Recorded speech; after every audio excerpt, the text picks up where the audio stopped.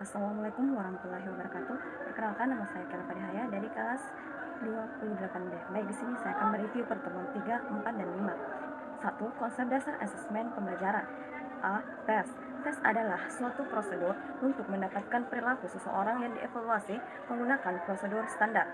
Dengan kata lain, tes ialah alat pengukur yang memiliki standar yang objektif sehingga dapat digunakan secara meluas, serta bisa betul-betul digunakan untuk mengukur dan membandingkan keadaan psikis atau tingkah laku individu atau anestesi. Adapun fungsi tes secara umum adalah sebagai alat asesmen terhadap peserta didik, yakni untuk mengetahui tingkat kemajuan belajar yang diperoleh peserta didik dalam pokok bahasa tertentu dalam waktu tertentu. Yang kedua, sebagai alat asesmen keberhasilan program pembelajaran, yakni untuk mengetahui seberapa banyak program yang telah dilaksanakan dan bagaimana hasilnya dalam periode tertentu. B. Pengukuran. Pengukuran dimaksudkan untuk memperoleh informasi yang sesuai dan akurat tentang sesuatu yang diukur. Pengukuran dapat diartikan sebagai kegiatan atau upaya yang dilakukan untuk memberikan angka-angka pada suatu gejala atau peristiwa atau benda, sehingga hasil pengukuran akan selalu berupa angka. C. Asesmen. Secara umum, asesmen dapat diartikan sebagai proses untuk mendapatkan informasi dalam bentuk apapun yang dapat digunakan untuk dasar pengambilan keputusan tentang peserta didik, baik yang menyangkut kurikulum, program pembelajaran, iklim sekolah, maupun kebijakan-kebijakan sekolah atau selanjutnya, menurut Subianto tahun 1988 mengemukakan bahwa asesmen adalah penerapan praktis dari pengukuran atau cara memperoleh data melalui berbagai bentuk pengukuran. D. Evaluasi. Evaluasi adalah suatu proses yang ditempuh seseorang untuk memperoleh informasi yang berguna untuk menentukan mana dari dua atau lebih alternatif yang diinginkan. Adapun keterkaitan antara evaluasi, asesmen, dan pengukuran, yaitu jika melakukan asesmen selalu diawali dengan menyusun tes atau non-tes sebagai instrumen untuk mengukur tujuan-tujuan pembelajaran yang ingin dicapai atau pengukuran. Hasil pengukuran berupa angka bersifat kuantitatif baru akan bermakna jika dibandingkan kriteria tertentu atau asesmen. Hasil yang diperoleh dijadikan sebagai landasan pengambilan keputusan dalam pembelajaran atau evaluasi.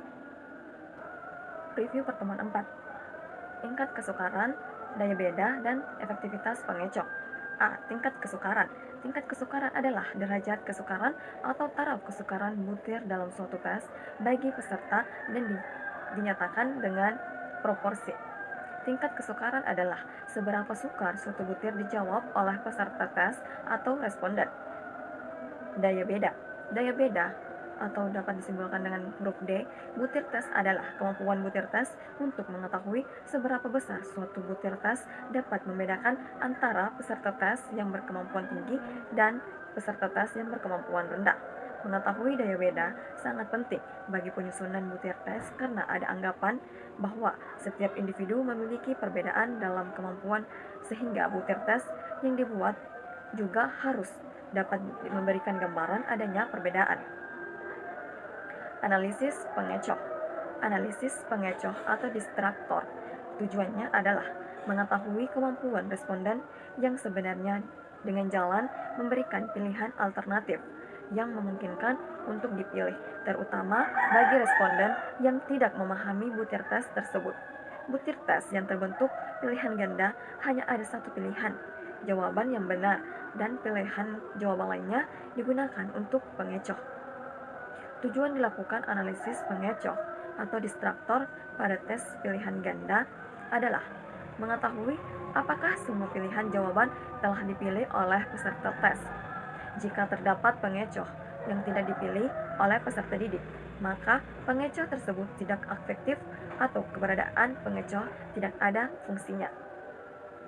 Suatu pilihan jawaban atau pengecoh dapat dikatakan berfungsi apabila 1. Pengecoh sekurang-kurangnya dipilih oleh 5% peserta tes, dan 2. Pengecoh lebih banyak dipilih oleh kelompok peserta didik yang belum memahami materi yang diujikan. review pada pertemuan kelima, di mana validitas dan reliabilitas. Validitas merupakan dukungan bukti dan teori terhadap penafsiran skor tes sesuai dengan tujuan penggunaan tes. Oleh karena itu, validitas merupakan fundament paling dasar dalam mengembangkan dan mengevaluasi suatu tes. Proses validitas meliputi pengumpulan bukti-bukti untuk menunjukkan dasar saintifik penafsiran skor seperti yang direncanakan.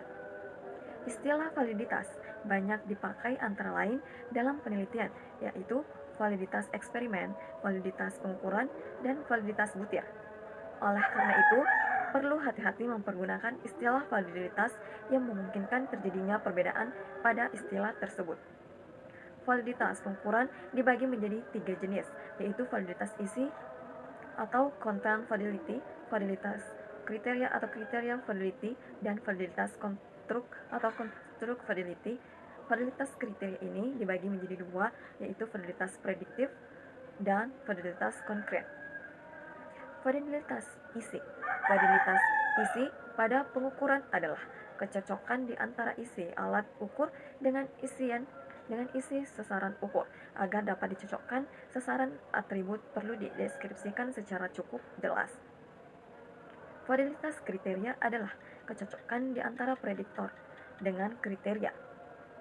Validitas konstruk adalah validitas yang abstrak hasil konstruksi para pakar, misalnya sikap, motivasi, inteligensi, minat, kecemasan, kegelisahan, frustasi, dan sosiabilitas. Reliabilitas. Reliabilitas di sini yaitu kemampuan alat ukur memberikan hasil yang konsisten dan stabil bila dilakukan pengukuran yang berulang dalam waktu berbeda pada objek yang sama.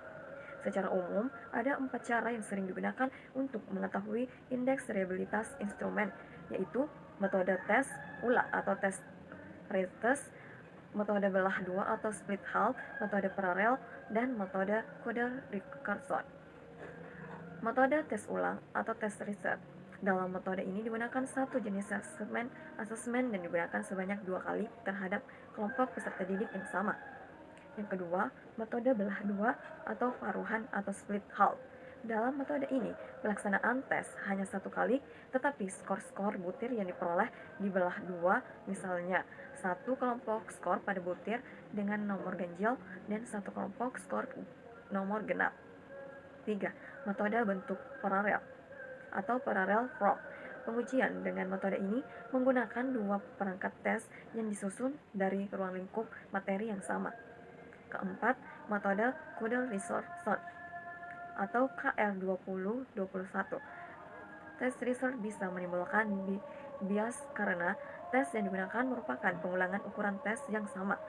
Estimasi reliabilitas.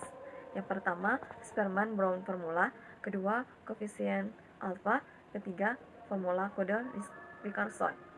Sekian dari paparan saya, lebih dan kurangnya mohon dimaafkan. Wabillahi taufiq wal hidayah. Wassalamualaikum warahmatullahi wabarakatuh.